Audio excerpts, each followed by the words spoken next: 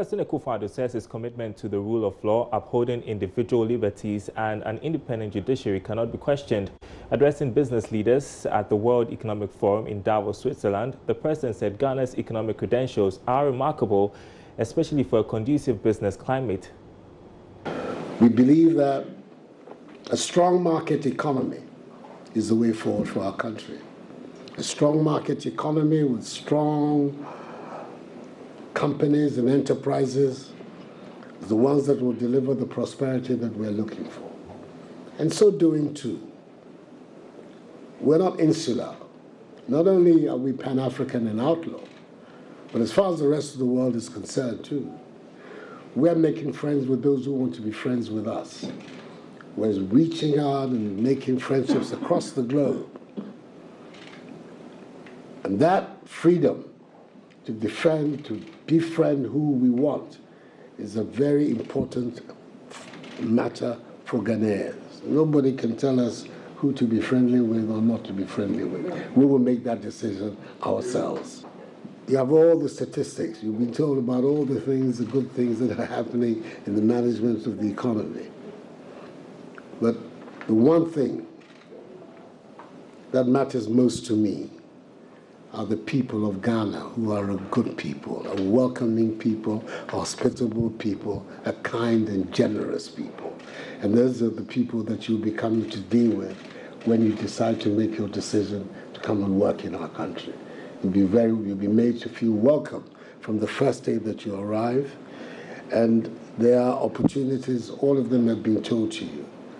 But the human capital, the people who are there, are our biggest asset. They are ready also to partner with you to build our country. I belong to the generation that believes very strongly that this 21st century is going to be the African century. And it is going to be so, God willing, with Ghana in front. Also present was the former Prime Minister of the United Kingdom, Tony Blair, who expressed optimism about the future of Ghana. Ghana is optimistic about itself, but I am also optimistic about Ghana. My institute is proud to have a partnership with the government of Ghana. We work with governments to try and help deliver change and reform across the continent of Africa. And I really want to begin by paying a word of tribute to the President himself. I've scarcely come across a leader with such clarity of vision, such determination to succeed, and someone so much in tune with the instincts of his people. The President has said, not just within his country, but outside its borders as well, is this concept of Ghana beyond aid, because even though Ghana is happy and proud of the partnerships that it has, it realizes in the end that it's Ghanaians who will decide their own future and by their own efforts.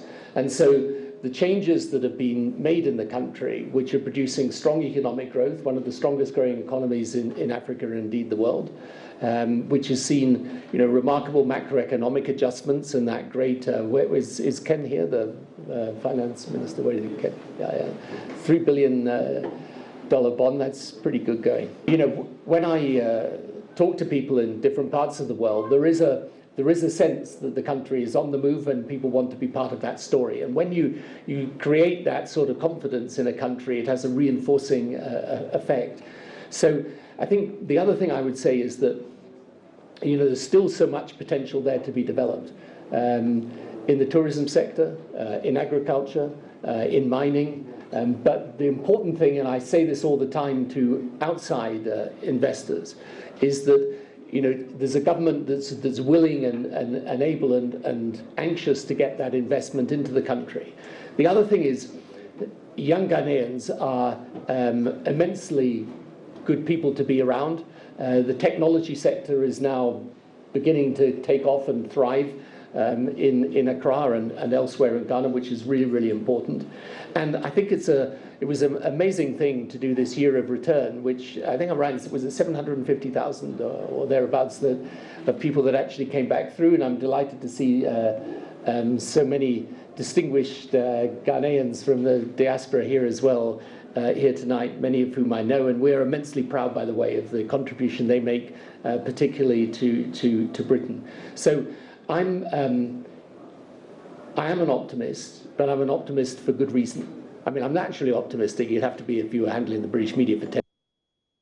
Plans by government to only accept electronic payments for all transactions are now set to begin before March this year. However, it will be rolled out using selected government institutions and agencies.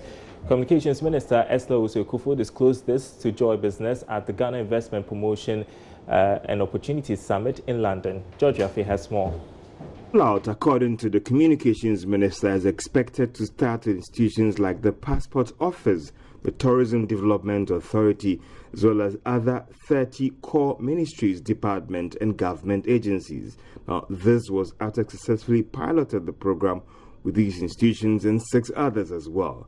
The partial takeoff is expected to be concluded by bringing on board all government agencies, ministries and departments by the end of this year. The required public education is expected to happen before the takeoff. Madam Esther Owusu has been giving us more details about this. Now, I won't wait. I will be hesitant to give full details about this program because I'm not involved in the day-to-day management of it.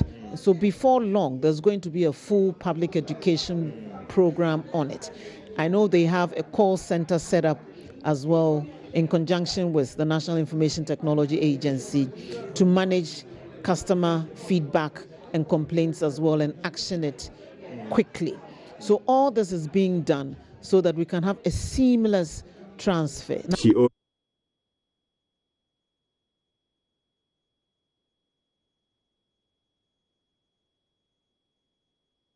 Now, an emergency sensitization program has taken place for Ghanaian traders and importers who often ply their trade in China. This follows the outbreak of the novel coronavirus in China that has so far recorded over 500 cases and spread to 6 countries. So far, the Ministry of Health has issued a public alert on the virus that is airborne and transmitted from humans to humans.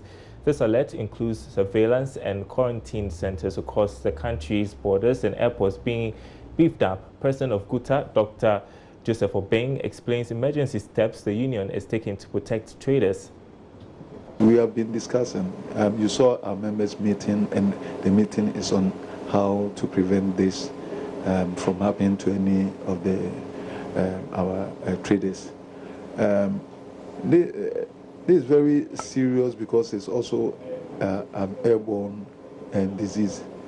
But fortunately, you know, for our containers, because of the fumigation that started last year, our containers are secured from this problem. When it comes to the entry points, that's the airport and all that, that's where maybe government have to take precaution. The Ministry of Health have to come in and take precaution by disinfecting the place on a regular basis, and also find some mechanism to scrutinize people who are coming in with the machines like the Ebola system, that to check on all this. For us, once it hasn't reached maybe an epidemic level for government to tell us not to travel, we will still be traveling. But that will also mean that some information be given to us. So we seek information from the Ghana Health Services as to what to do and what not to do, like what happened during the Ebola time, so people will know that maybe you have to, you don't have to do handshake, or after that you have to clean your hands and all that. We seek those information. We are taking precaution because we have to also be careful not to even go and bring disease to this country. But we should also know that it's not only from the traders only. In the wake of the year of return, the efforts of the president, where so many foreigners are now taking Ghana as the preferred destination for tourism. And so how prepared are we, especially at the airports? Joining me in studio is Joy Business aviation reporter Sheila Tamaklo, who's visited the Kotoka International Airport today to bring us some updates. So what did you observe when you went there? Okay, so at the Kotoka International Airport, specifically Terminal 3, where the international arrivals are, well, it was business as usual. There was nothing alarming, nothing to panic about. But what I observed was a few of these Asians coming in, and they had the surgical mask on, I think some green or blue surgical mask on, and they were coming into the country, yeah. It's been quite a scare the last couple of days. We've seen what's happening around the world and how various countries are putting in place measures to protect their citizens. And we've had some of these things happen before, like the Ebola scare. Yeah. And I know that the airport, or the Kotoka International Airport, had measures in place to sort of get people checked before they enter the country. Tell us a bit about that, the kind of system we have right now. How prepared are we to tackle any of these things that happen? Okay, so we are prepared at the Kotoka International Airport, and they are also preparing to even beef up the systems over there. But for now, what you can say is that when you get to the arrivals, for instance, we have 3 of the thermal scanners that will check your temperature at the point of arrival. So immediately you get these scanners check your temperature. When you're above 37.5, it will show red, giving a sign that something is wrong because your temperature is high. So at that point, if you are caught within this red mark, you will be stopped and then taken aside. The good news is, contrary to, unlike the first one, which was the Terminal 2, this time they have an isolation unit just at that point. So then you'll be taken aside. They'll ask you to relax. They'll talk to you to see if perhaps there is something really wrong. You know that sometimes people, their temperature just goes up because they are nervous. So in such cases, you'll be allowed to pass. But when they take you to that side and they check, and they detect that, okay, something could be wrong, perhaps there's a disease in there or you are sick, then they'll call the airport clinic. So the ambulance will come in and whisk you away to the airport clinic. Then they will also conduct further checks. So if they detect that perhaps there is indeed a disease there, then you are whisked to 37 or probably Ridge Hospital. So from there, then they may call in the International Health Regulation focal person. That is if they detect any of these rare diseases like the Ebola or whatever we are dealing with right now, yeah. All right, it looks like we are pretty covered. Thanks very much indeed, Thank you, Sheila Tom, for bringing us that update. Now, the 2020 Global Women's Professional and Business Exchange Conference comes off in March this year. It will bring together business and professional women from all over the world to exchange and leverage their experiences in the fields of healthcare, finance, legal, business, IT, and education.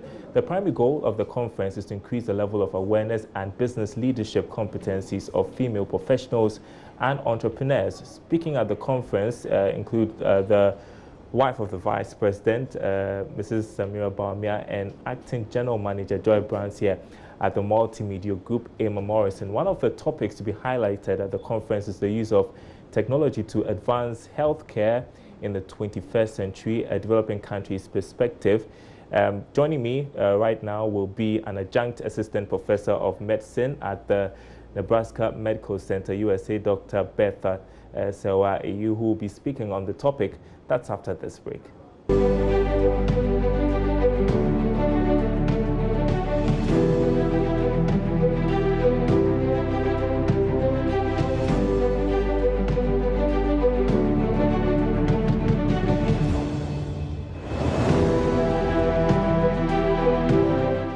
All right, welcome back to Business Live. So I have in studio with me one of the speakers at the conference that I have been telling you about. That is a professor of medicine at the Nebraska Medical Center, USA, Dr. Bertha Sewa. Thanks for your time tonight. Thank you for having me. Great to have you in studio. And so we have been talking about the coronavirus. I want to delve into that just briefly before we talk about what's going to happen, what you know about this virus, how we can protect ourselves. Well, it's transmitted mainly, it's a virus, as you know, it's a respiratory virus that is spread from person to person through droplets, touching somebody who's infected, and then touching your eyes, lips, or nose. And it causes fevers, headache, shortness of breath, and a cough, and a bad sore throat. So far, about 500 people have been infected, and even in a country, in a nation as big as the United States, they've detected only one so far. Yeah. And they put measures at 5 airports to detect and find out those who are possibly infected. And it looks like the hotspot at this time is the Wuhan province in China. So far, it appears that most of the Ghanaian travelers who go to China do not travel to that area. So I feel the risk is pretty low, but what we're doing is very important, which is sharing with people what to recognize and how to make sure that they don't get infected. But in general, with all these infections, hand washing is very important, and using disinfectants if you can. Thanks for the education. So let's talk about the Global Women's Professional and Business Action Conference set to take place in March 2020, that is in a couple of months' time. Yes. What does this conference seek to achieve? Well, so it's happening in the Women's History Month of March, so we're very excited about it. And the main thing we want to achieve is networking among women. So women sometimes feel that you need to be connected to a man to get ahead, but we want to show that you actually need to be connected to powerful women and you're really going to get ahead. We want people to leave with very actionable skills like knowing how to set up a business, how do you take your business to another level so far as social media is concerned. And it's happening on March 17th from 9 a.m. to 6 p.m. at Movenpick Hotel.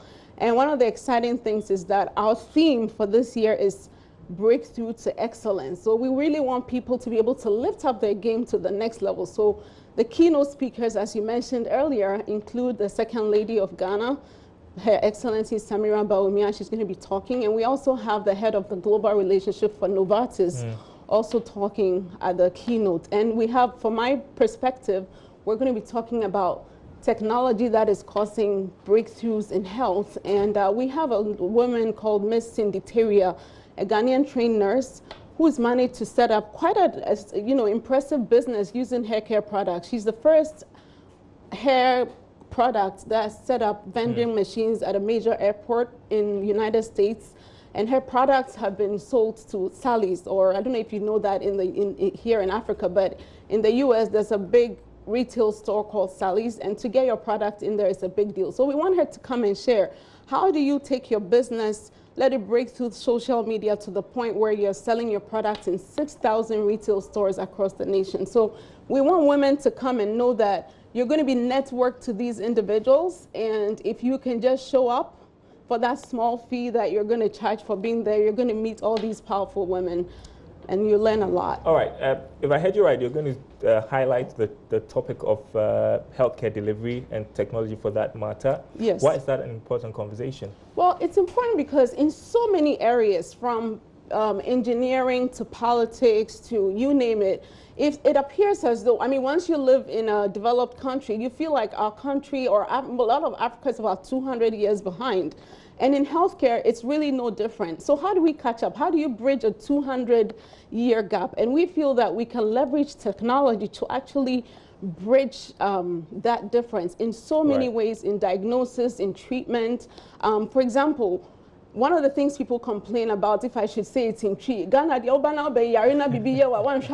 like, you know, people feel that if they fall ill immediately, one, they can't get access to an ambulance. If they go to a hospital, they might be turned away. Well, why don't we leverage telemedicine? Why don't we have telemedicine in different hospitals so that even if there's no bed, you can connect to a specialist somewhere else?